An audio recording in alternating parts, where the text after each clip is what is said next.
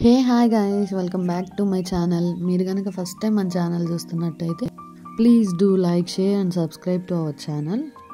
నేను ఈరోజు దొన్నె బిర్యానీ ఎలా చేసుకోవాలో చూపిస్తున్నాను. Same as it is follow అవ్వండి, ది బెస్ట్ రెసిపీ వస్తుంది.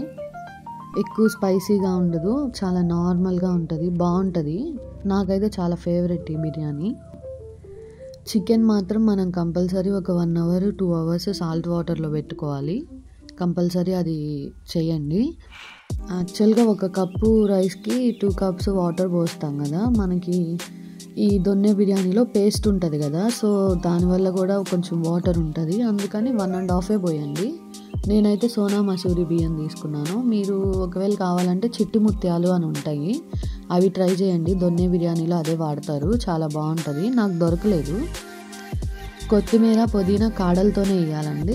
నేను కొత్తిమీర అయితే కంప్లీట్ కాడలే వేసాను 90% దాకా.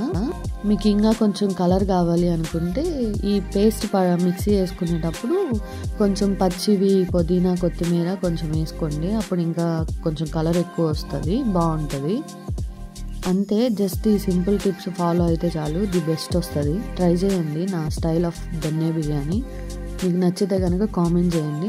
Please do like, share and subscribe to our channel. Thank you, see you soon. ఇంకా కంప్లీట్ అవ్వలేదు వీడియో, చూడండి.